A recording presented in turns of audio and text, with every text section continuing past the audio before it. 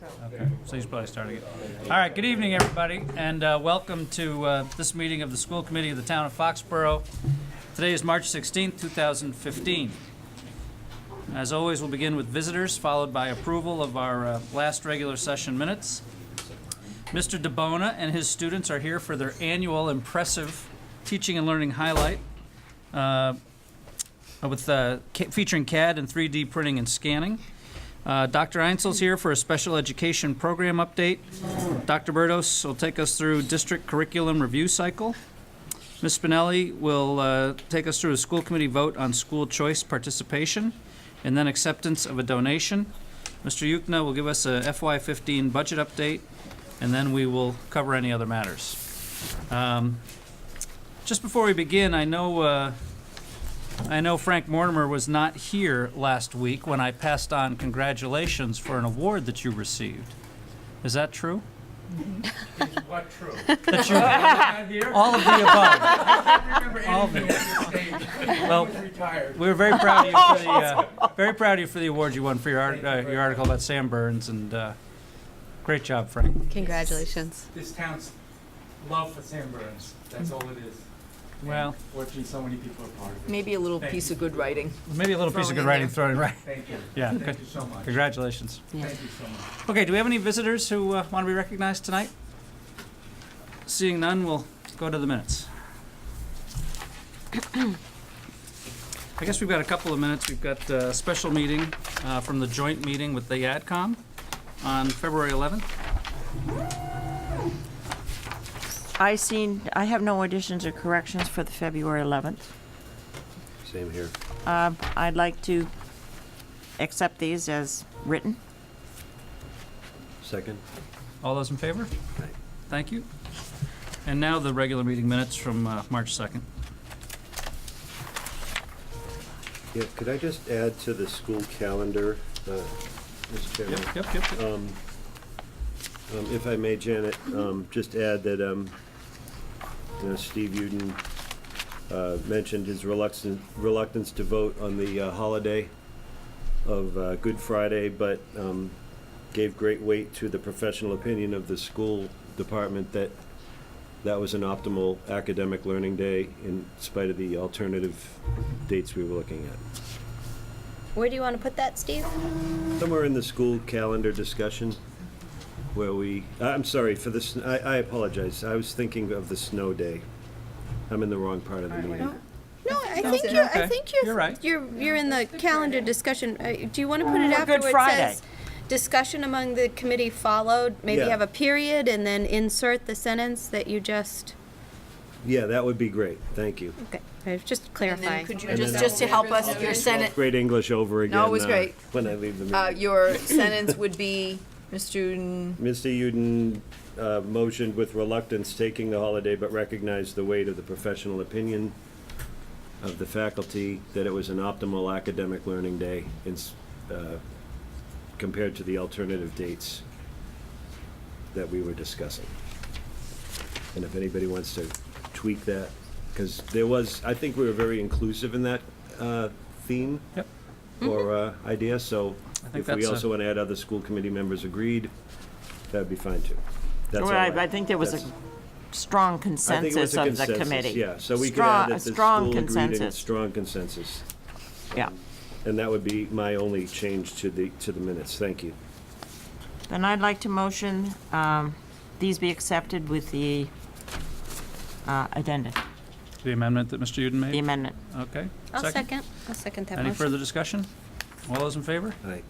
4-0. Thank you. I have a good sentence, in case you're wondering. Thanks. Thank you, Deb. Caption. Debbie, Deb. excellent. Thank you, Tina. Or should I just repeat it just for the record? Please. Yes, Yeah, sure. yes, out So, loud. discussion among the committee followed, period. Mr. Uden motioned. Oh. Okay.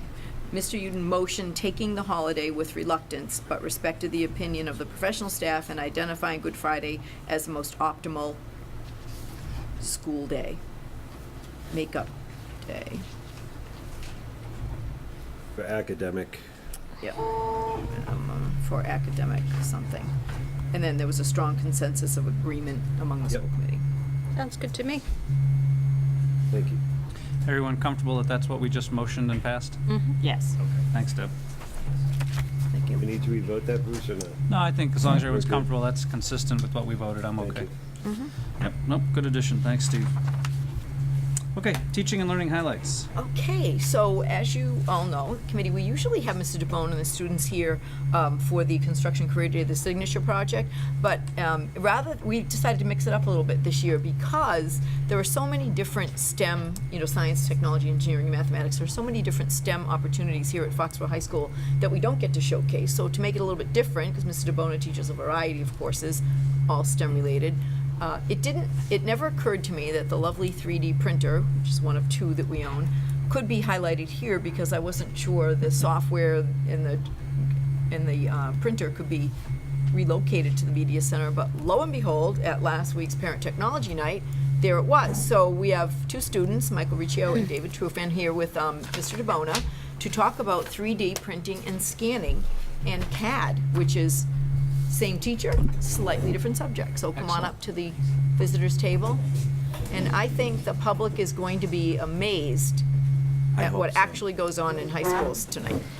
Thanks for allotting your time to so we can educate you and our viewers and everyone about 3D printing and scanning. 3D printing's been around a long time. It's been around since mid to late 80s, but no one ever even knew it because of the cost it was. Manufacturers were not going to invest in expensive equipment. And now you hear about it almost every day. And it's like anything else that first comes out, the prices drop, and right now it's in the mainstream. It's the goal of the industry now is to get these into people's homes for hobbyists and inventors. And right now it's we see it right now in the medical industry with prosthetics.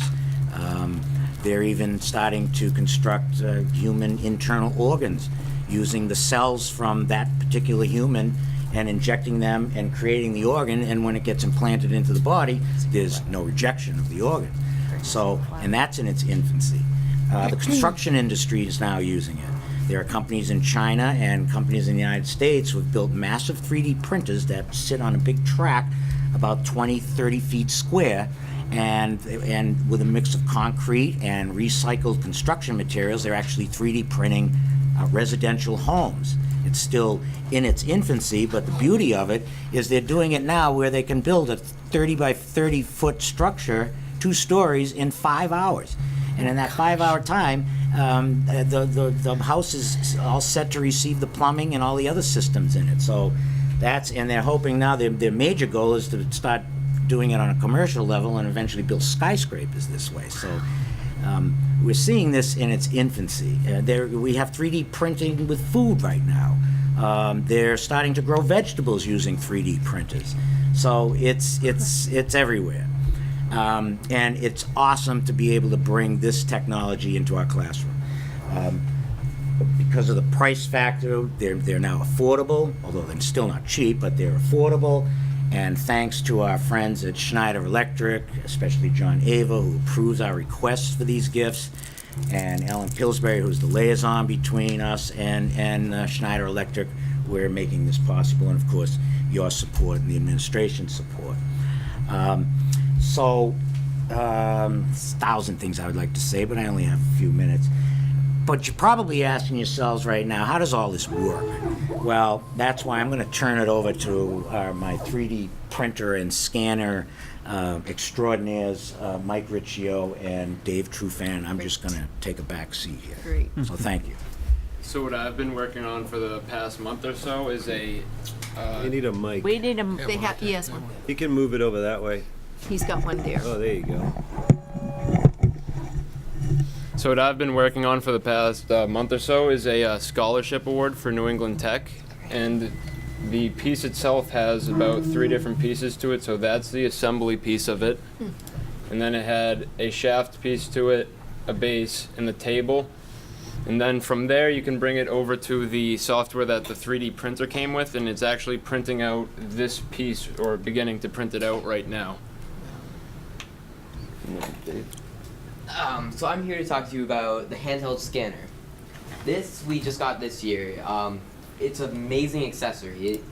helps 3D printing so much. It makes it much more efficient.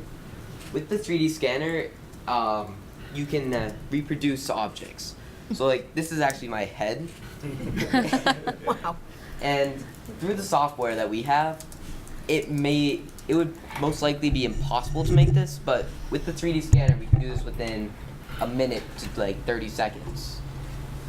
Or this object, we could scan this in like 20 seconds, but this would take probably 6 to 7 days to make through the software. But anyways, so this object, pretty heavy. This would probably take like 20 minutes to make in the software. With this, I can scan it in fairly quickly. There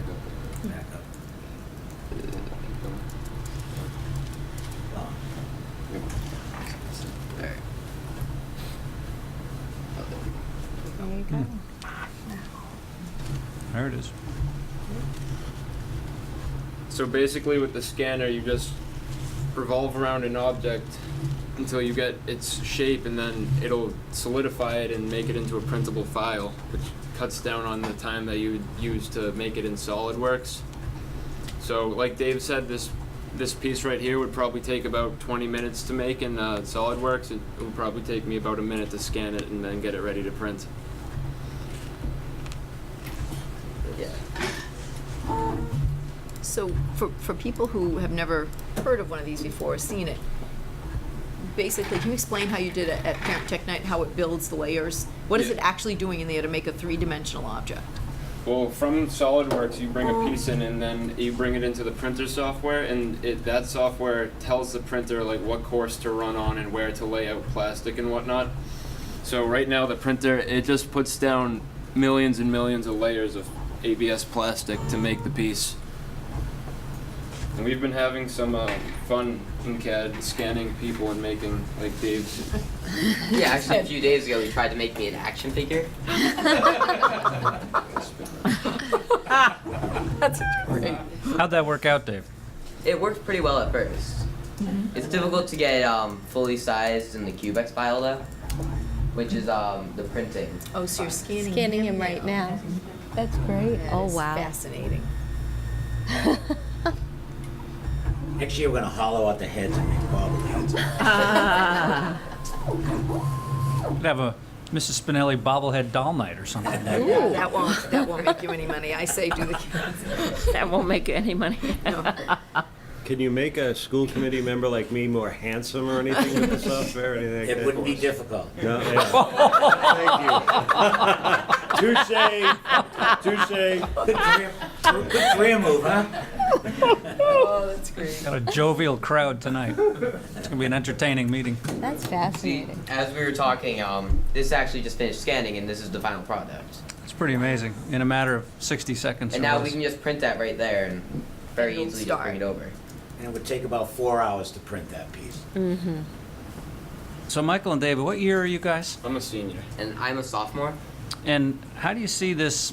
I mean, this is kind of fun stuff you're doing right now, but how do you see this helping you down the road? Well, I'm actually going to New England Tech for mechanical engineering because this class has fascinated me so much. That's great. And I'm still in my sophomore year and I'm thinking of what I still want to do. Yeah, that's all right. Yeah. That's great. Did you ever think you'd be in a program like this? What attracted you to Mr. DeBona's class? Actually, my brother, he told me how much fun Mr. Bona's class was and how fun he was. And that would be a good class to take. And then I took it, so So you should do a Mr. DeBona bobblehead dog. yeah, that's what we're thinking. Now that would go well would at the sell. school store. I'm just saying. I know. Mr. Uden, Sell a lot. you should have a quick quip for Mr. DeBona as a comeback, but I'm just suggesting. I only have compliments for Ralph. I'm sorry. That's all I have. No, I do want to just ask for the folks at home when they see all this technology, because I think I know the answer already, but your scanner, your handheld scanner, it's not a $5 billion device. It's actually a very affordable peripheral, Yeah. isn't it, Ralph? You can buy them at Staples, Yeah. $400. Yep. And that's now. So You And know, they- when you're a senior in high school, I mean, much more affordable. every Cheaper. 2 years, faster and cheaper, And right? these handheld scanners, they're going to get better and better. Right. You know, we've seen the flaws in them and things that need to be improved. Like, it's very important to rotate it in concentricity around the object that you're scanning. If you go out of concentricity a little bit, you lose the track. So we made something down in the classroom where we actually spin the object and hold the scanner stationary. And there's other things. Wireless, we'd love to have it not connected to, you know, because we're only limited so far away from it. So, and I'm sure those improvements will come down the road. But as budgets come down the line, these types of things are interesting because they're not so prohibitive Right. if the budget Right. timing's right. So the handheld scanning is the latest. That just came out last year. And that's what's going to attract it into people's homes because it's much easier. People just don't have the time to learn a sophisticated software package like SolidWorks. And so with the handheld scanner, it's just making life a lot easier for them. Yeah, go, please. So I saw a video recently of a group of volunteer kinetic engineers and biomedical engineers go over to Africa and make prosthetics in war-torn countries for children. So you're the well of imagination, you two guys, right? We haven't even scratched the surface of the things we could do that Mr. DeBona just mentioned, right? That's right. Do you have you had any dreams that you'd like to see with what you want to do with this, or do you just think the world's your oyster right now? I do want to make a unicorn. Uh-huh. Sounds like a good amount of fun. But anyways, I feel like architecture would be a lot of fun also to make it through architecture. Yep. Interesting. Go ahead. And I have I had dreams about it? Not really, but I think it's really cool how they're making prosthetics and organs out of it. It's insane. Thank you. Now, we can leave this running. It might make too much noise for you, but we'll either stop it for you or because by the end of the meeting, that piece should be done. And so we're just wondering if you'd like to see it come to fruition or Sure. have it turned off. Leave it running. It's not too noisy. Is it, Who's going to is collect it it at affecting the your end of the hearing? meeting? And You can hear all right? It's That's a not good question. great. well, so who's going to collect and secure the machinery when we're done? That's my only concern. When it's finished, you don't have to do it. We can leave it here overnight. Oh, I'm you going to can? come down Just tomorrow like morning that? and get it out of here right Okay. away. So speaking of medical, I don't know if you guys watch Grey's Anatomy. My husband and I do. So if you remember last season, or sometime last year, Grey's Anatomy, they were using a 3D printer to make a part to surgically implant for somebody who they otherwise would die. I know it's TV, but we're watching it, and my husband's like, "Wow, isn't that amazing?" I said, "We have one of those in high school." So I think it really people don't know that we have this kind of technology available, and I think Mike's a great example of if we didn't have this kind of class, or you're taking engineering as well, if we didn't have that now, I think how would he find that that's something he's passionate about? By our traditional classes that prepare you for a technical career don't really give you this type of experience. Am I right? Correct. It's great. Correct. Spoken by Mike's proud mom. I have a few questions. Mr. DeBona, how many years have you been teaching? Here, 17, 30, 28, 30 years. I'm not making an age quip on behalf of Mr. Uden, but I think about all the years of expertise you bring, and I think it's pretty neat that you're still doing some of the cutting edge stuff with the kids. So hats off to you. Well, thank you. And I enjoy seeing you come every year and chat with us about one thing or another. So Well, thank you. It's important to me that with the subject area I teach that to stay abreast of everything, or you're just not effective. And to be honest with you, I left teaching for 10 years and went into private industry, and that's where I really got my expertise. And when I came back to the classroom, I could bring so much more into the classroom from being out in the other world for that amount of time. my second question is, how many kids are in your classes roughly? I have about 85 students between the intro classes and the advanced classes. This advanced class, I have the max, which is 20 in there right now. Is that right? And every one of those kids has an assignment. They have to do a 3D printer assignment, That's great. be That's it great. whether they're using the scanner or with the software. So touching 85 kids one way or another. My last question is for the boys. I'm always confused by the word printer, that it's a 3D printer. It's not what I think of as a printer, and I'm an old timer. But is there a better descriptor you would have for what that machine does? I mean, it literally does 3D print. I mean, it's a pretty good name for it. I mean, Is it? I got to get my head wrapped around. How about you, Mike? What do you? I think 3D printer is perfect for it. That's what it does. It prints pieces in 3D. To me, it's almost a 3D manufacturer. First time I heard of it, I didn't even know what it would be. What is a 3D printer? Right. Well, So and I think- look at it like a CNC machine or something like that. Exactly. Exactly. Oh, well, I can still remember when I first came back here in 2007 to 8 as the assistant. You said to me, because this is the second one we've had. The first one we did purchase ourselves, and you said, "Hey, can you help me figure out a way to get one of these 3D printers? I really want one. We're supposed to get to it." We got the first one, which was now would be like a caveman days kind of thing, but Right. and then now we're already upgraded, so that's not too many years. The technology really changes, but I can still remember talking by you said, I want one of these 3D printers. Can we get one? So remember that? And we got the one where the kids had to build it. Right. That was That's even the one better. that came in a kit. That's right. Oh my And gosh. I was so excited about that. And now here we are with a new upgraded version. Yeah, it's pretty And cool. in just a few short years, the technology has just really zoomed. Yes, it has. Any other questions for the group?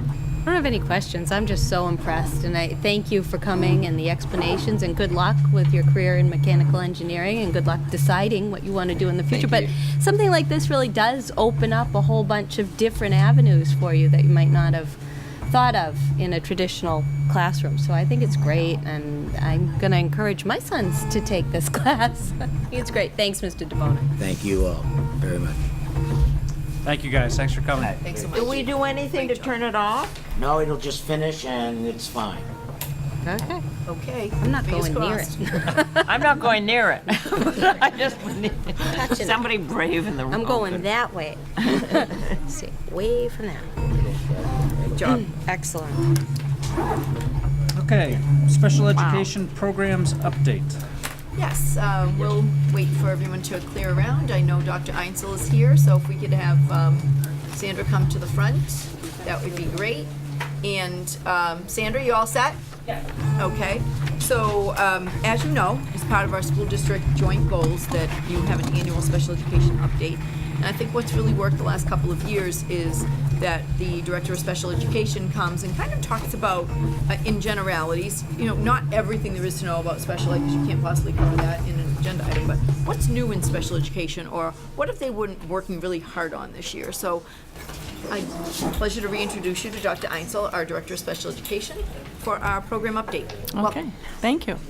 Thank you very much, and I'm glad to be here tonight. I'm going to sum up the data just a little bit for you. I want you to know that we've done a lot of work this year, and everyone has worked hard at what you're going to be seeing. And I know that this sounds, I feel like I'm bragging a little about this, and that's usually not my way, but I do want to share all the hard work that people have been up to. So let's begin. Okay. So in the fall 2014, we prepared for our Department of Elementary and Secondary Education coordinated review, and that occurred November 17th, but we had to do some preliminary work. They requested at least 5 additional special ed files by the 2-person team, and then I worked with Dr. Berdos about the interview schedule, and that was pretty intense. We had 2 people come out, and they interviewed 6 people each day, so 12 people a day. Plus, they went out and took a look at the facilities. The principals walked them around, and they wanted to look at special ed classrooms. They wanted to see where the English language learners were being worked with. They had speech and language, where the speech and language people were working with students, where the occupational therapists. So they really got a sense of how we used our facilities. We also then met with the people that were being interviewed, and people got a little nervous because here's the state coming out, and so we decided to do a little. We went on the road. We went to each building and talked to the people and gave them a little blurb about what the different regulations were, for the civil rights, for special education, for 504.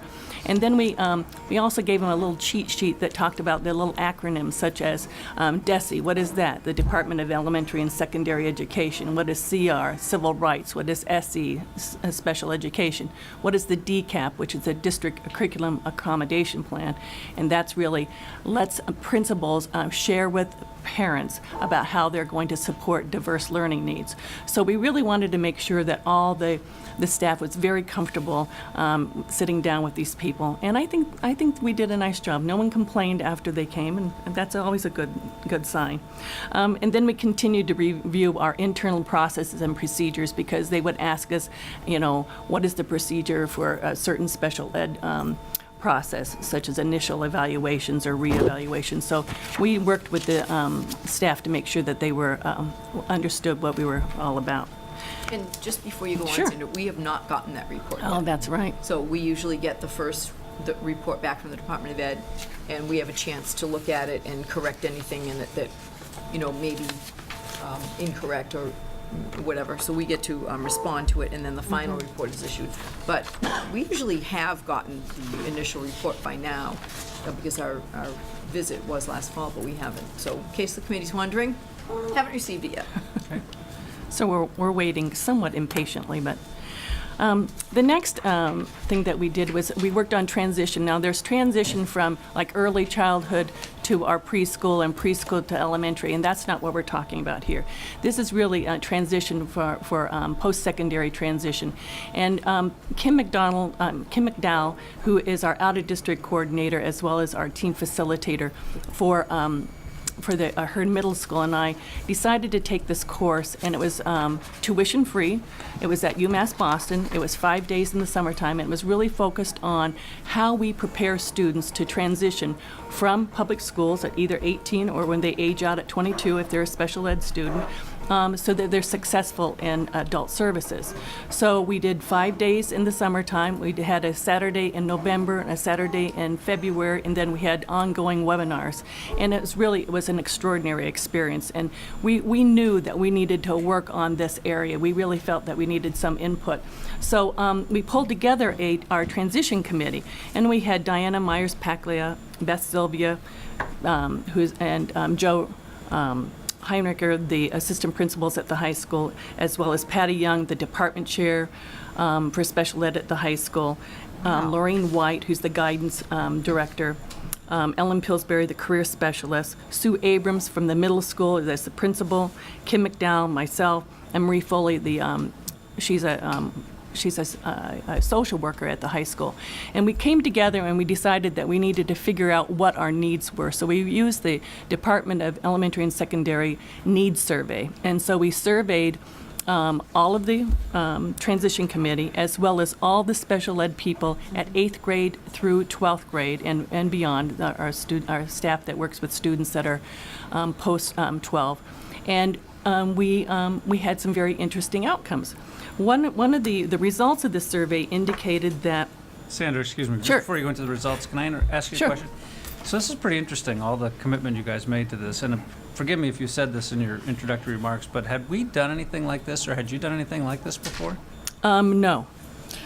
I know transition is right now nationwide and statewide. It's a very hot topic, because a lot of students are leaving public schools and going into adult services, and they're not ready. And so the adult service people and the state are really saying, well, we've got to do something about that. So they like I said, they developed this transition survey, but there's also been meeting statewide in groups, and we're a part of that now because we've taken this class. So we're in the really last couple of years, there have been newer, stronger regulations around transition. And schools, as a result, school districts have had to come together more and address it in a more concrete way, both on individual education programs and through what we do every day. So it's not new, but it is newly emphasized in the country. Yeah, I guess what I wanted to just put in perspective, and then I know Tina has a comment. I just want, just to put it in perspective, this is not something we do annually. This is a new program, a new program's been around, but new focus area, and something, this education you went through and this committee put together. Definitely, and I think that was one of the things that was really telling, that we were, as public school people, meeting with people that are adult service providers and are leading this, is that sometimes the IEP doesn't match the skill set of what needs to happen in adult services. So it was really important, the information we're bringing back is really, we're sitting down and talking to all levels about making sure that we develop IEPs that are pertinent and give students skills so they're going to be successful in adult life. Thank you. Well, and I just wanted to add that when we were doing our search for our new director of special education, which resulted in Sandra being hired by the district, this was an area of great importance to the special ed people on the committee, and they emphasized that it was an area that we really did need to focus on, and that we wanted to bring in a leader who would do exactly what Sandra has done here. So I thank you for that, and I was on the search committee, but I completely deferred to the experts who were on the committee, because this is not my area of expertise. And but I remember the discussion and the passion with which transition was discussed by the people on the committee. And I remember your answers during the interview process, and you have followed through very nicely. So thank you for this effort and all of the training as well, because it was something that was identified as a need, and I'm glad that it's being addressed. So Okay, thank you. When we looked at the results, the good things were that we have very few areas to tweak. We look at the transition assessments that we're going to be, the people that took the survey say we really need to look at that. And we also need to take a look at self-determination, which really teaches students about who they are and making the right decisions about who they are when it comes to adult life. So those are the two areas we're going to be looking at in terms of getting gathering appropriate transition assessments, but also looking at self-determination curriculum and seeing if we can integrate it into already existing curriculum rather than an add-on. The areas that people really felt really great about were interagency collaboration and community collaboration, which I do think that this is very strong for Foxborough.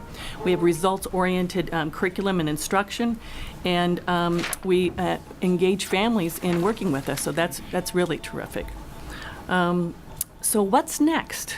So we're taking this information and we're actually doing a pilot survey on self-determination later this spring with a group of ninth graders, and just trying to get a feel about if this is an appropriate survey or not.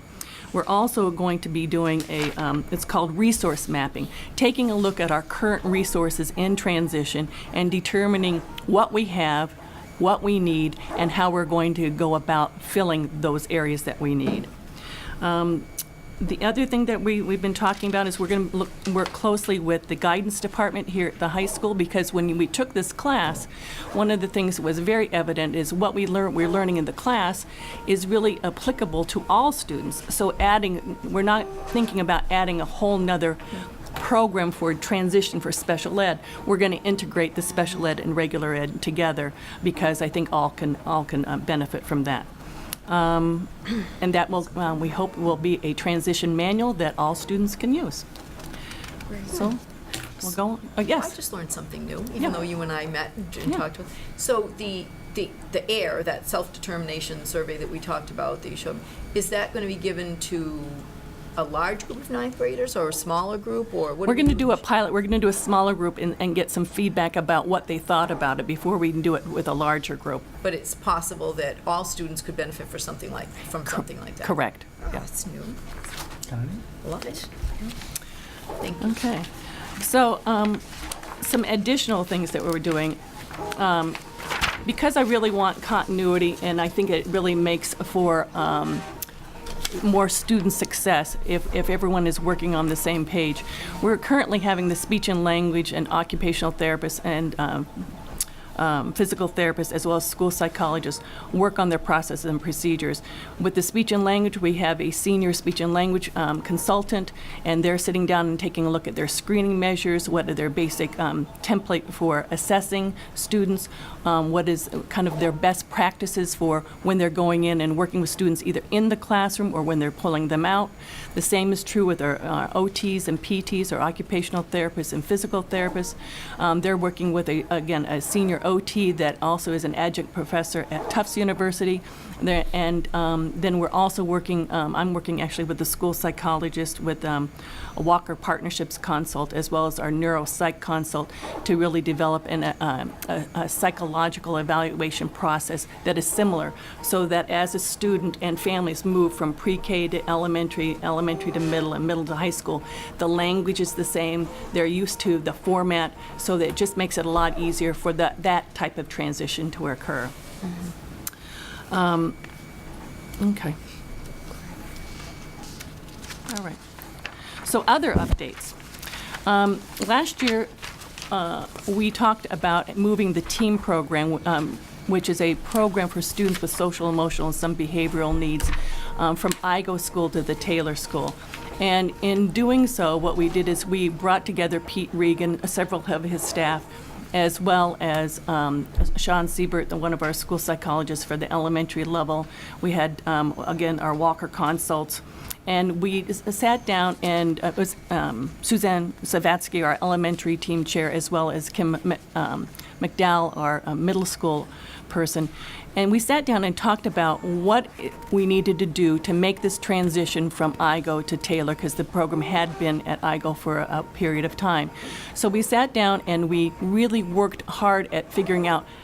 We wanted the teacher to go and talk to the faculty individually, as well as in a large group. We had parents come out and visit the school and meet with their principal. We had the students come over for a field trip, so they were comfortable. And I have to say, everything has gone very, very well. It's been a smooth transition, and we always like smooth transitions. Sandra, excuse Yes. me again. Can you remind me why we decided to move it to Taylor? Yes, because at that point, all the special ed programs were housed at IGO school, and that's just not really appropriate to do. All elementary schools right now have special ed programs. Taylor has the team program, Burrell has the integrated preschool, and then IGO has at least 2 programs. Yes.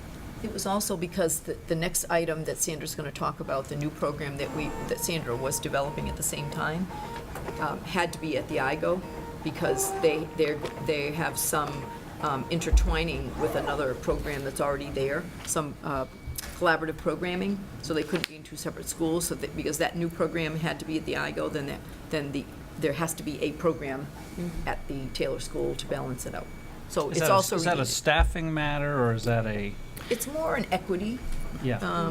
It's really an equity. You don't want to have all your Yeah. special programs housed in one school. You want to also have certain staff become expertise in integrating those programs, and so that's kind of our philosophy of how we do it. Yeah. But it is related to the next program as Right. well. We had, particularly for the new program that came, that we're going to be talking about, one of our speech and language people had a lot of experience with augmentative and assistive technology, which this new program the students do use. So the new program at the IGO school serves students with more academic and cognitive challenges, and there's about 6 students in this program. And I say program, it really is that all the students are integrated in regular classrooms where they have been welcomed and they are part of their classrooms, and then they're pulled out for specifically designed instruction. Again, though, we had, because of the speech and language person, a lot of these students do use assistive technology throughout their day. So that's one reason we wanted this program to be here, because that's where the staff person is. Well, and your comment that I think maybe merits underscoring that you just said is that all of these students are inclusive in traditional classrooms. Yes. I think you see the result of that play out in our community.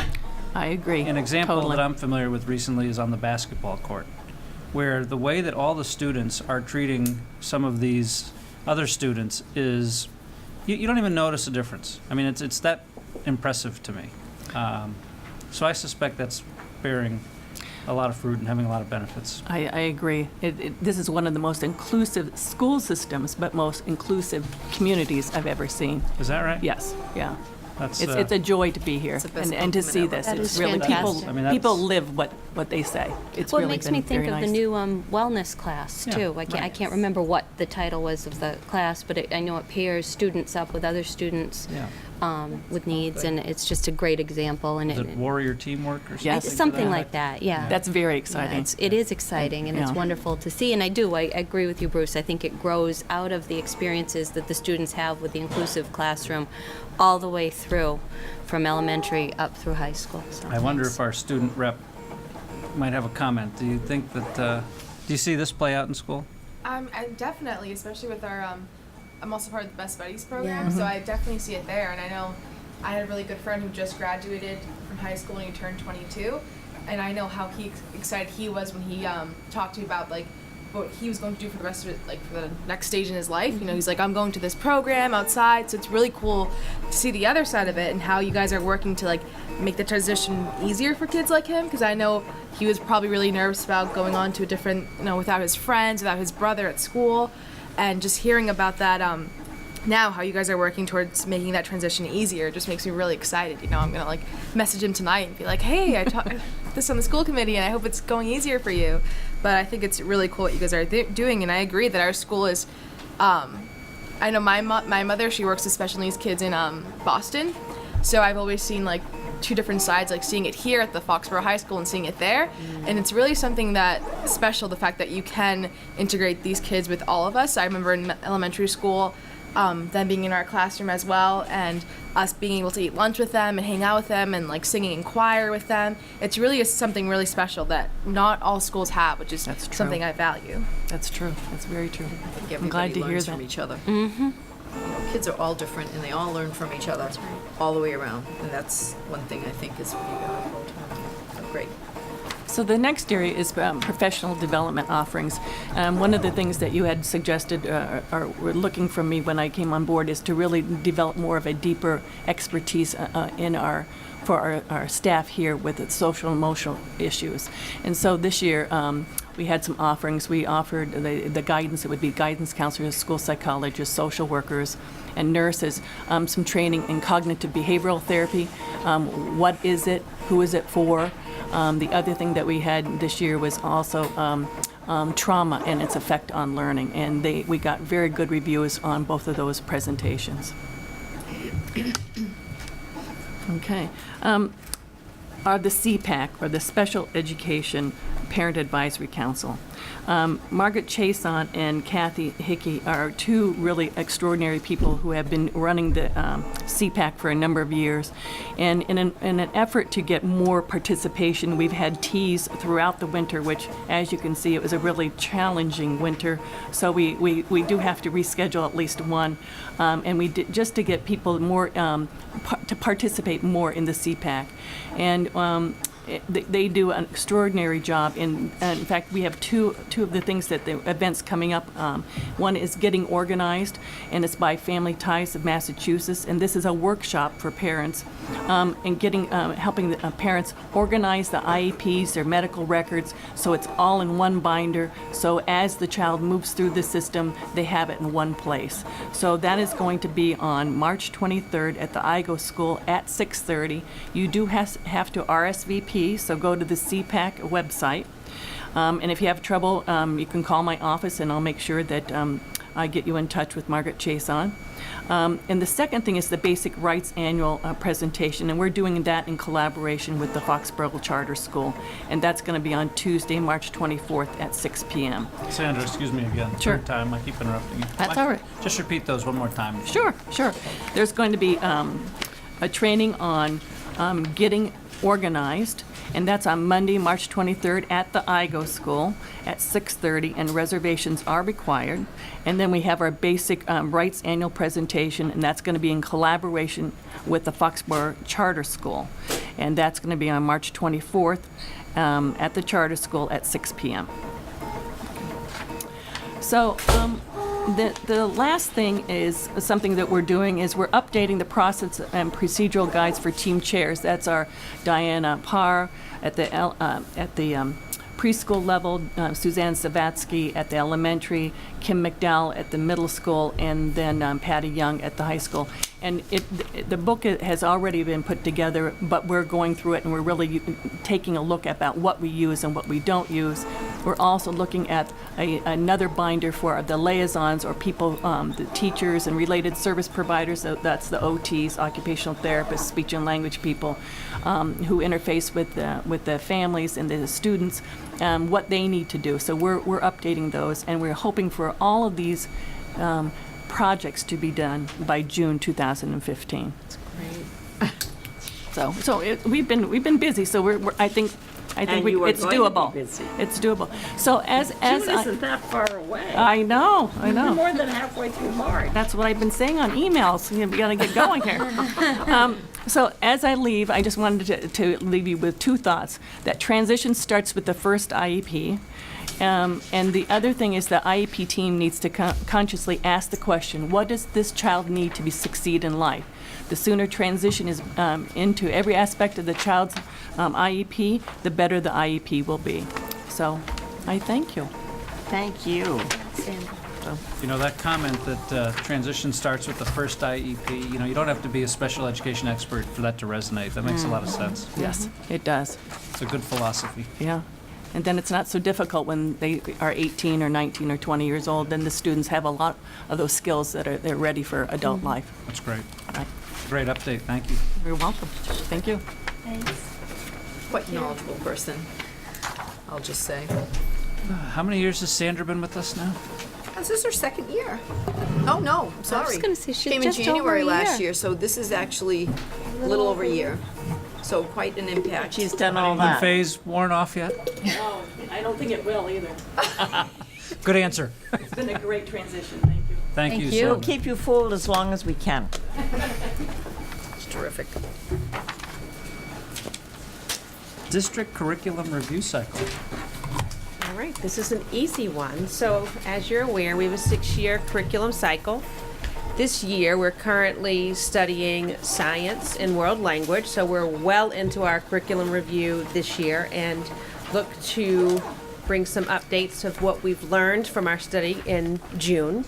But for next year, what is slated is business industrial arts for the high school, and then fine arts, meaning music and the visual arts. And after speaking with those individuals, they are ready to go for next year and to start their study of their program and curriculum, so we're not recommending any changes. Very good. Great. And then do we begin exactly the same schedule over again, Amy? Is that the plan? That would be the plan unless we see some changes. So based on the curriculum framework for some dates, some of them are dated, and what the state plans from here on out, we'll take that under advisement before we come forward and ask for your approval on the next cycle.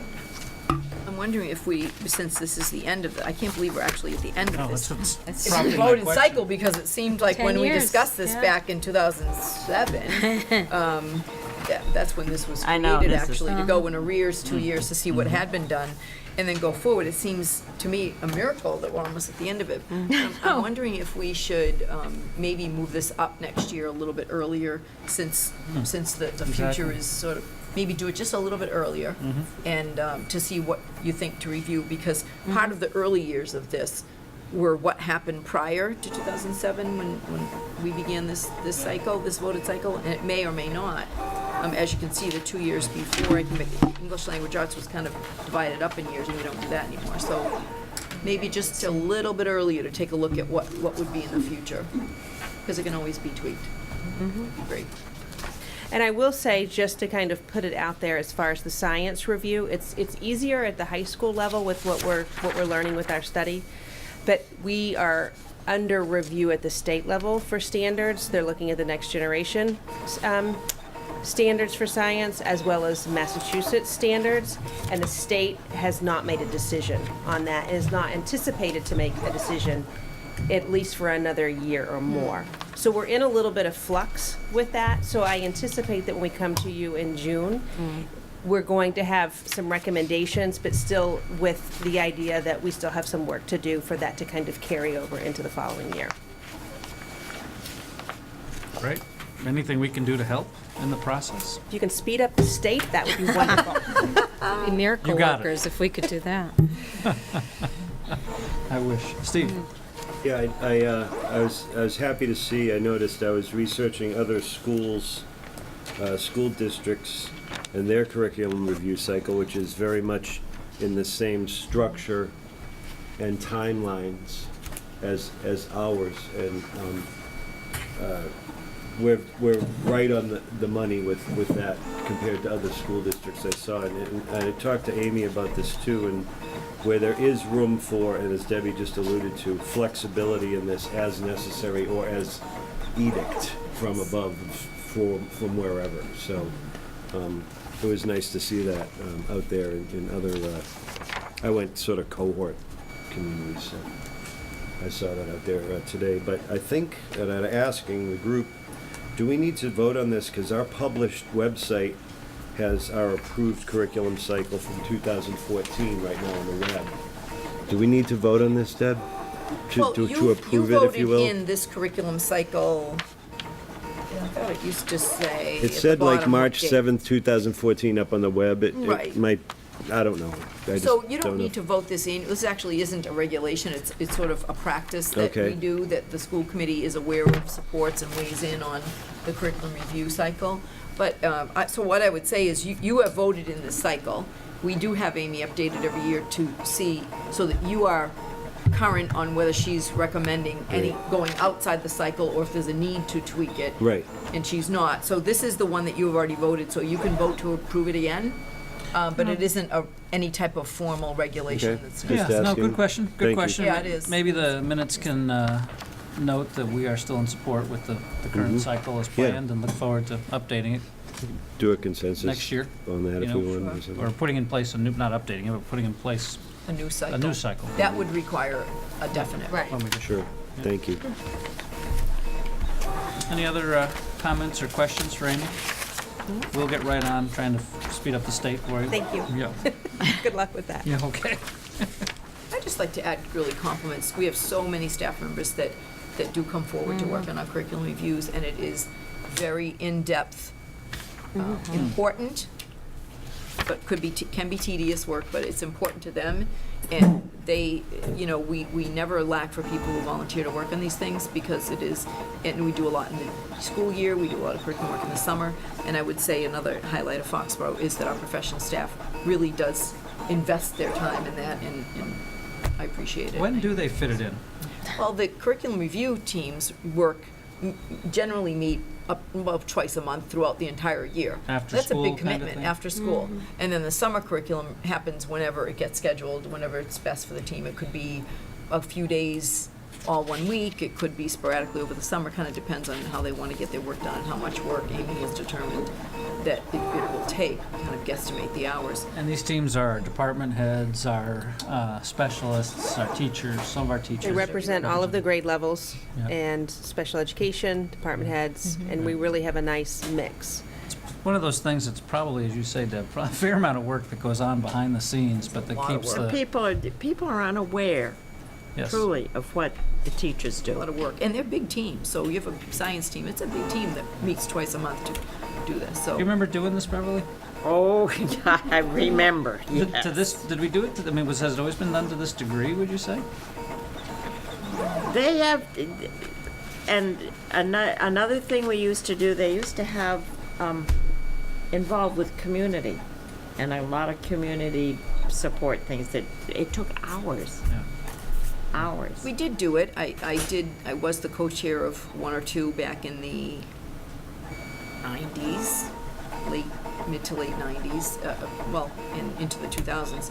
I would say what I like about how we've been doing it these past many years is we have a little bit more of a formal process that is results oriented, rather than, a looser process that just asks people, where do you think we should go, what do you think we should do, and Right, it's reading. tightened I know down. it used to be a lot of reading articles and coming up, especially before the curriculum frameworks came out for the state, there was a lot of reading articles and philosophically making some decisions, and that's really not, there's no, you don't have to go back and do that type of groundwork. But I can remember a lot of that type of work. And It's focused on the results now. And now we're more results-oriented, more process-oriented, and I think it works really well. And look at what's happening for the students. Great. Thank you. School committee vote on school choice participation. Feels like we just did this. Yes. Last year. It may or may not have been about a year ago. Yeah. So, Roughly speaking. so this is a decision, as you can see in your own policy, that must be reaffirmed annually prior to June 1st by a vote of the Foxborough School Committee following a public hearing, which is tonight. And this is, as you recall, a decision that each local committee makes about whether you want to participate in school choice or not. Foxborough has not participated in school choice, which, if you're a first-time listener, means do you want to take basically tuitioned-in students from neighboring towns and communities?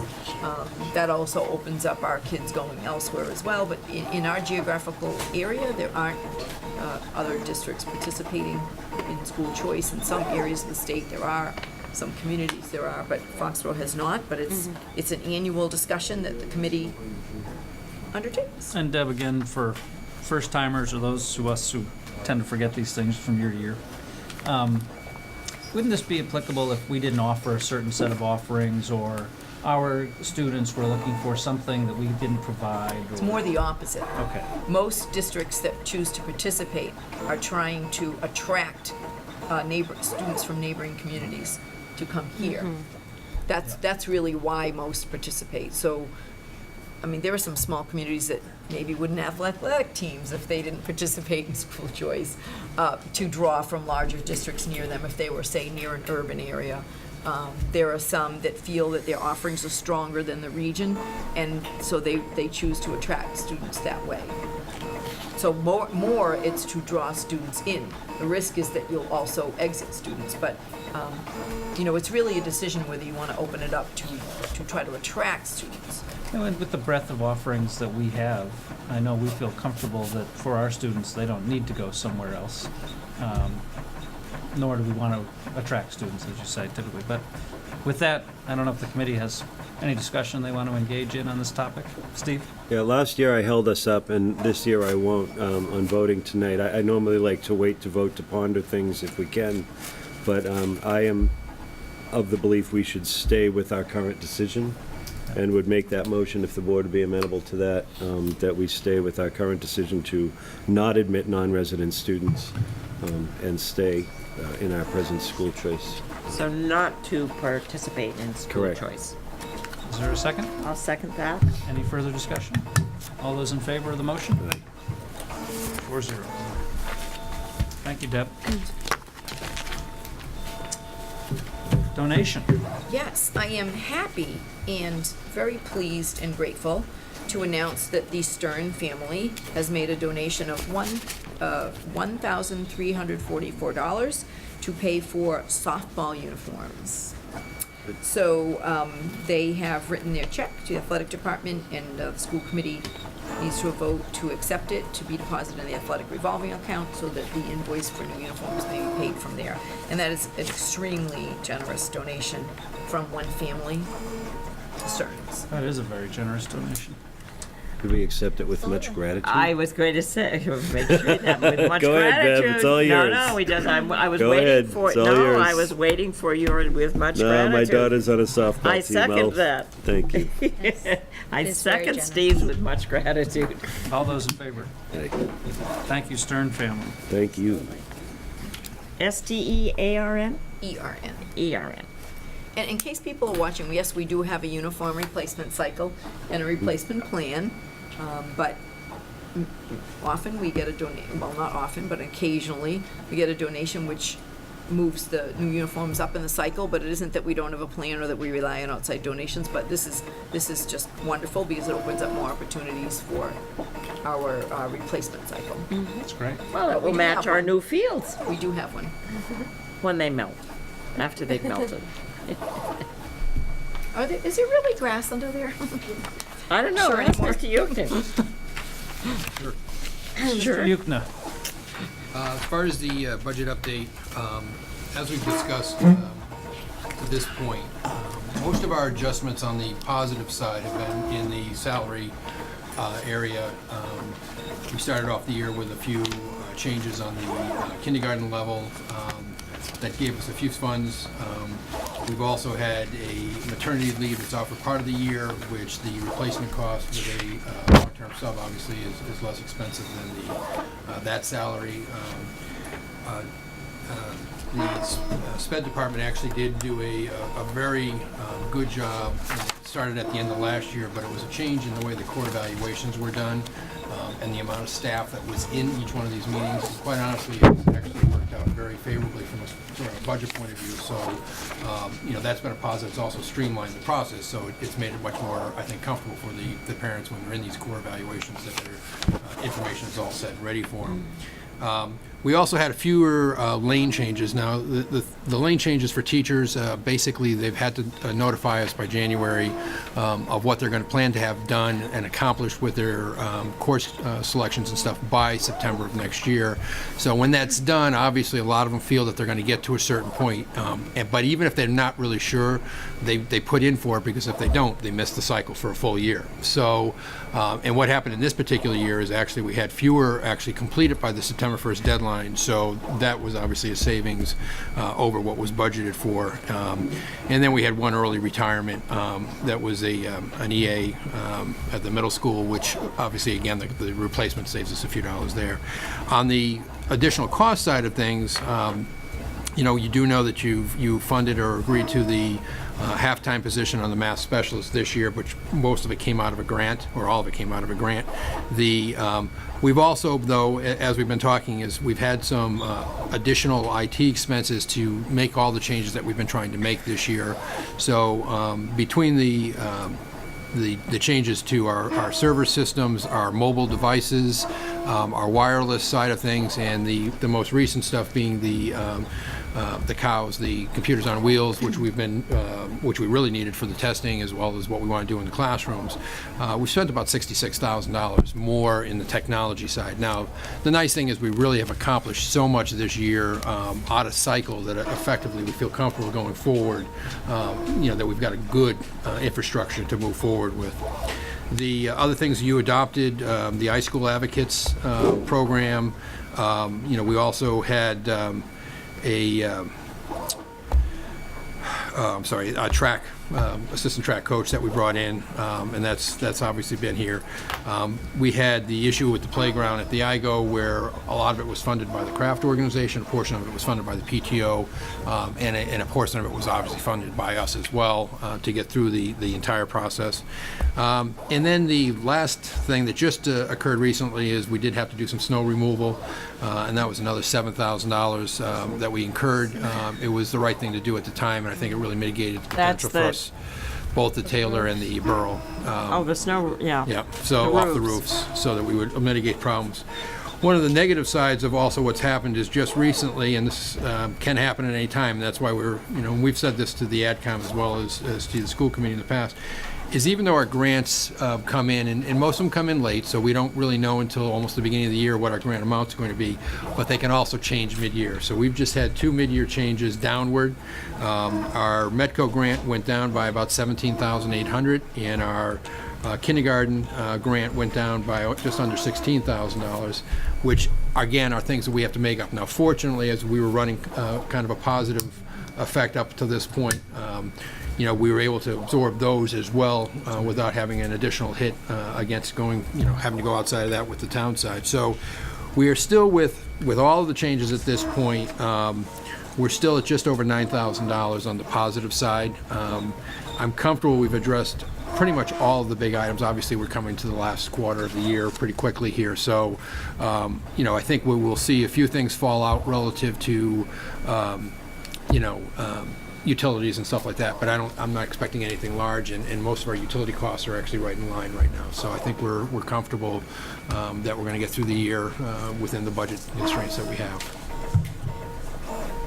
I was going to say thank you to the craft organization once again for steering us in the right direction with their level of expertise. I couldn't help but stop and notice the cleared turf field on the way through. Yeah. Now is that expense included? Because that's an added expense. we That didn't- wasn't, we hadn't been invoiced for it, but to be honest with you, that we're only expecting that to come in around $2,500. Oh, so that's not a. So it's not going to be too bad. We'll take that out of our regular maintenance account. I would say the advantage, that was an organization that the town has used for years on most of our fields, but it was funny when we thought about it, we thought about going to the Crafts because we figured they obviously have to do it, so they'd have some ideas, and so they actually redirected us back to a group that we knew. That's good. And it worked out really well. The firm had done like 75 fields prior to doing ours, so they were very well versed at it. They had the absolute right equipment, which the town doesn't have to do that type of work. And really, they came in at 7 o'clock in the morning. By 1:30 in the afternoon, the field was done, and by 2 o'clock, the kids were on it. So how I think the process worked well. It also shows that field really was constructed well. It drains extremely well. So any kind of rain, moisture, or anything is virtually the second it stops as far as the moisture side of it, the field dries right up. So it is fortunate that we do have the field, and it's fortunate we were able to get it plowed because it's the only place we have for not only school athletics, and I mean everything. I mean baseball's out there, lacrosse, soccer. I'm missing somebody, I'm sure. But anyways, so all those, track, that's right. We'll be using it, and then after our teams are completed with it at nights, the youth sports are going to be going on it, and they actually brought lights out, temporary lights to use to extend their day to make it, because it's the only field in town now that's accessible. So, kudos to the town for building it, but without it we'd have nothing at this point. So, like all the other surrounding towns. It's interesting. Only about half the towns have done what we've done as far as clearing it. Some of them are just too nervous to do it. I mean, obviously we did some research before we accepted putting them on the field, but I had the same concerns. I was very nervous about putting any kind of equipment on $1 million field, but this team was very well versed on what they needed to do, and we were actually watching them through the whole process, and they did an excellent job. So I no want to concern. say thanks to Dan Murphy for that lead. Yep. Just Dan. because we didn't ask for it, we just said, who do you use? We want to make sure we do it right, and it's a company that knows how to work. So anyway, and it turned out to be somebody that Bill knew. Yeah, it's actually interesting because Debbie and I tend to go to the craft organization for a lot of things just because they do have the resources out there. Well, ironically, when we had the roof issue too, we went to them and they had their people who normally do their work. They gave us their numbers and stuff like that, and we made the calls and they came right in and helped us out. So it's a great relationship to have because they have resources that we typically don't have, and they're more than willing to lend them to you as far as who the right people to contact are and how to get through the process. So it worked out real well for both. And the roof was about $7,500, $7,400. That's what we paid How for much? that. 71? Yeah, we had 12 people on the roofs for a full day, a 9-hour day, and cleared the most critical areas based on weight and structure. And again, we And made that it was through, how so much for the roof? 71. 71? 2 for the 2. 2. I know what I paid for snow removal on my roof, so I think you got a good deal. No, I just want to comment, the mid-year reduction in the grants, we're used to grants being volatile. We're really not used to mid-year reductions. That's rare. It does happen when you get a new governor and the mid-year changes, as we all have been reading in the paper. So I can't say it was a total surprise, but we're over $33,000 mid-year that you were drop. counting on. Right. That isn't there. That's a lot. Well, it's pretty. You're right, and it's pretty remarkable to me that Bill can still outlook a surplus with all of the lists of costs and surprises that you just went through. Well, but I also think it's important. That's why we don't tend to spend ahead of ourselves. I know a lot of people are critical about the size of our budget and what we do with things, but it's like we have to plan, and we know there are things that we will cut back out of something, even though we really wanted to do it or needed to do it to be able to make things like this work. So, as Deb said, losing $33,000, and really it's not even mid-year. I mean, we just were notified of it. So, we don't have that much time to make up that kind of money if we were in a position where we hadn't done some pre-planning to say we would hold things as tight as we can. So, I'm comfortable with it. Well, once again, I'd state we're fortunate to have good fiscal management. Yes, indeed. Steve? Bruce, yeah. Bill, if we could just for a second, back to the, and to Sandra's, to Dr. Einzel's presentation. Our sped money is still at about 24% of our total school budget, is that correct? That's correct. With the changes that are reflected here? Yep. Okay, thank you. That's like 7 million, it's almost 8 million, right? Mm-hmm. Thank you. Any other discussion for Bill? I think you usually approve the Yep. budget update. Right. Motion to accept the budget Accept. update? I'll make that motion. I'll Sec- second. Oh. Tina motion, Steve second, No, Bev second. Bev Oh, third. well. And Bev third. All in favor? Aye. Aye. Thank you. Thank you, Bill. Other matters? Congratulations to our drama participants. Two people came home with accolades. Including? Yes, One so, is sitting with us right now. yes. Would you like to share? Well, they're the teaching and learning highlight for the next meeting. Oh, well, So we don't want to get too far ahead, but The but next meeting? the April 6th meeting, yes. Is our next meeting? Yes, the theater students are going to come with the two advisors and highlight what's gone on this year, but I think a little preview, she's gonna be modest, but Mikkel and another student, Abby Spear, won individual acting award. So just talk about that. That's I guess exciting. just a little preview, I guess, how you say about the whole process. This is the first year, and I've been in drama since freshman year, that we did this competition, and it was one of the greatest experiences I've had with the drama club. What was the competition? The Massachusetts Educational Theater festival Festival competition. something. Yeah, it's like Say the word festival. for or high school. Yeah, it's High specifically like school drama. yeah for high schools and specifically high school drama departments that are run by teachers. So I thought that was really cool because we got to go there and it was like, oh, 5 teachers are physics teachers just like Miss Macharnik and they run the drama program. But it was honestly a great experience being able to see all the different plays that the other schools brought, and on top of that you met so many people that had the same passion as you did for theater. And obviously going home with an award, I was really excited and really surprised. And props to Jared Craig, which you guys know from PCC. He's the director of the drama club, and Miss Macharnik and Mr. Callahan. They've done a great job. And yeah, I won't spoil anything for next meeting. Let them So we've talk. got a group of students, Ms. Lloyd, I know you love theater, it's one of your passions, coming to talk about their experience this year, particularly the festival. But I did go Saturday night. They put on for the public their entry into the festival competition, which was, I hope I don't get it wrong, Good Night Desdemona, Good Morning Juliet. How long did it run? I'm just It curious. was How long did it run? outstanding. About 35 minutes. 35 minutes. It was absolutely outstanding. I thoroughly enjoyed it. So I can't wait for them to come and show you, talk about their experience with the first time ever attendance at the festival, and we'll see you at the next meeting. And you got your t-shirt on. I do have my t-shirt on. Well, Bill Shakes with congratulations. baby Congratulations. Right. Can't wait to hear about it at the next meeting. It's great. Bevy, any other matters? That's it. Tina? Well, we have some, since we're talking about theater, we have some up and coming actors and actresses who are going to be performing at the Taylor School tomorrow. They're doing a performance of Annie, and I think they're performing tomorrow afternoon at 1:30, tomorrow night at 6, and Wednesday night at 6. So that sounds, I wish them all good luck. And I know one of our moms, Colleen Brightman, is directing the production. So good luck to the Taylor fourth Woman of graders. many talents. So. She's done it for a number of years, hasn't she?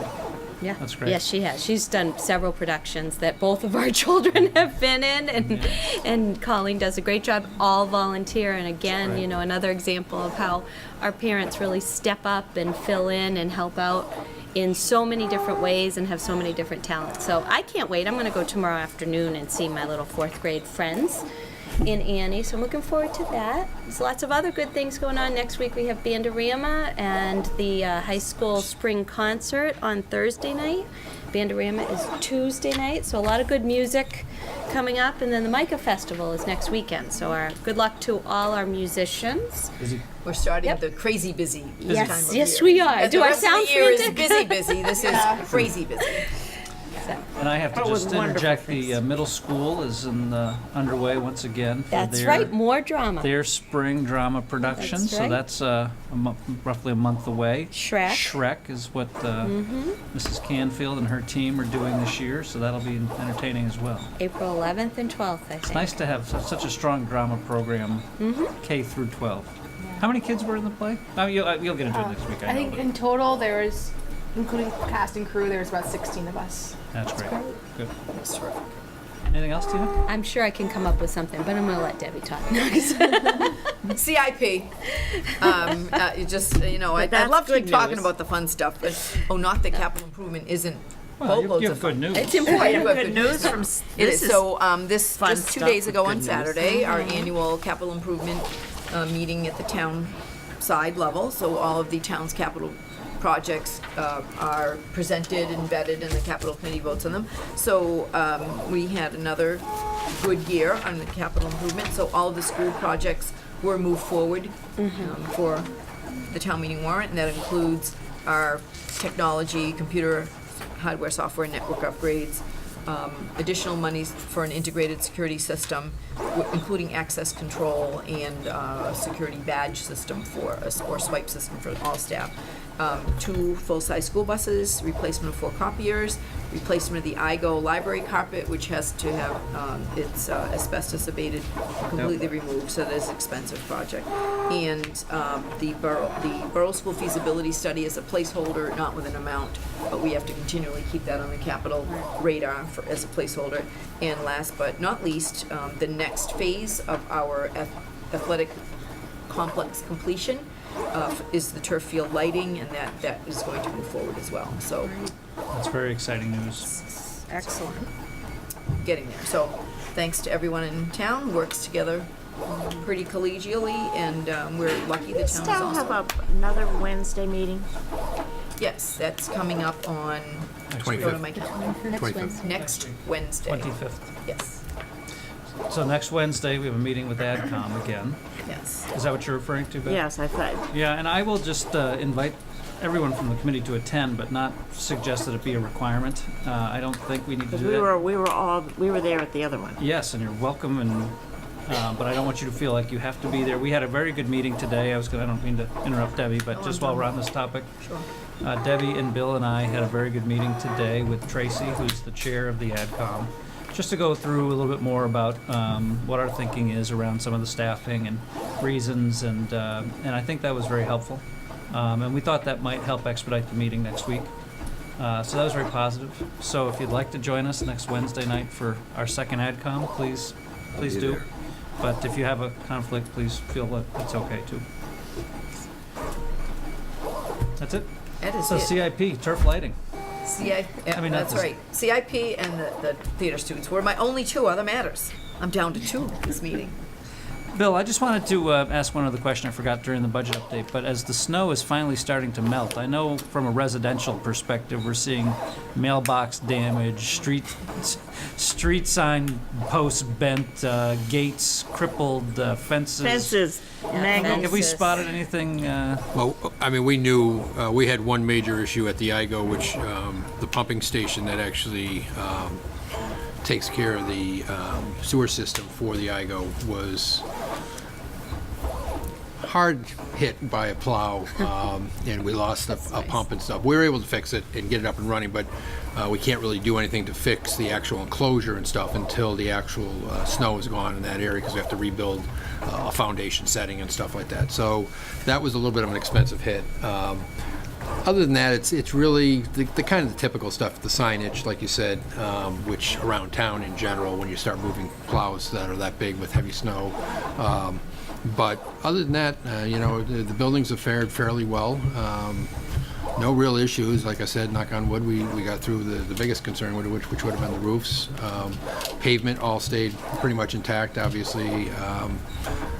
We'll see as the melting comes across now what's under some more of these piles. We did have a small electrical issue over at the high school, but again, it was from underground lines that a box had gotten hit, so we found that and fixed that too. So kind of your typical stuff. Nothing, Good. truly that bad at this point. So Thanks. Nothing shocking. no. Amy, other matters? All set? Oh, I know, actually, I wanted to, I saw you, I'm sorry to jump in, but when you said Amy, we had a brief chat at the offices this afternoon about the park exams that were administered today, and you were telling me that things had gone smoothly.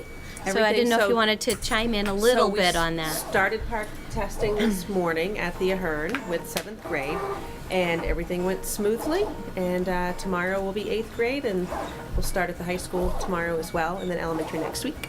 Great, thank you. So far, so good. That's newsworthy, actually. No because glitches. You hear about all the problems. Excellent. I talked to Mrs. Abrams. I think we had 2 minor ones where I think she said 2 of the kids, the drag and drop feature was glitchy. They called the Department of Ed, fixed it. Kids can restart. So other than that, that was it. Excellent. So I'll call that smooth for the first time out. Sure is. So she was very pleased. She talked to both of us Good. the day. So Good thought. I talked to my own 7th grader who had his thoughts on the exam, and a friend of his. So I think it'll be interesting. I know you plan to talk to the kids afterwards too and get their feedback on it. What his friend, offered up that he thought it was, pretty easy, doable exam. So and it was the writing part. while So we're on the subject though of Amy, terrific parent technology night last week. I thought that was the best ever. I know it was the 4th annual. I Oh, thought yes, the new thank you. format was That was the other terrific. thing. There was a great turnout. I hope it's even better next year. We had so many students there, so many teachers, and I thought it was the best ever, and congratulations. Oh, and thank you. I mean, you and Aaron and Deb, everybody did a great job, and the Office 365 program that I was in was so helpful and fantastic. The students were great. Mr. McConey, Julia Greenstein. It was so It was really good. enlightening, I guess, because my children are using it at home, and I know nothing about it. So, I mean, I know what you've told us about it, but not how it works. But to see how Mr. McConey is using it in his 7th grade classroom and what they're able to do up on the whiteboard was really eye-opening. So it was a great program. Thank you for all the hard work It was you the put work into of many. It really was. And thank you to the parents that came out, because it's hard to get out in the evenings. And we did have a number of parents, and we did have a lot of kids. And they were so excited. It was great. And I would encourage more parents to come in the future because it is a lot of work that goes into it. And the feedback I got too was that it was excellent. Yeah. So I know it is hard to get out, but it's a night that's well worth it. So thank you. Steve? I just noticed that our administrative staff worked a 6 or 7 day week last week with CIP meetings and that sort of thing. I want to thank you for your time and focus on important matters these last few weeks. That's all I have. Thank you. Bill? Good. Last day of school is June 24th? Is that 24th. So far. just Fingers by way of crossed. My reminder? anniversary. That's all. It's easy for me to remember. All right. So let's keep it that. Happy anniversary, Don. Motion to adjourn. Frank, I don't know if you're listening, but if you put a camera on that printer, it's still cranking away. Actually, almost finished. building it. Yep. It's It's pretty building it, though. remarkable. We got to get the robotics class and these fellas and students together and make a 3D created robot. Yeah, there it is. pretty Thank you, impressive. Frank. Frank's It is got it impressive. up on the TV. Pretty neat technology. I still say it's not a printer; it's a manufacturer, but I guess it's just me. I know I do think that a new descriptor is. This is how they invent vocabulary, I mean, the need. That's right. Just don't make That's it an doing more acronym. than Happy our kids get No to more experience acronyms. it. Doing the last. Is there a motion to adjourn? Motion to He adjourn. did. I will second that. All those in favor? Good night, Aye. everybody. Thank you.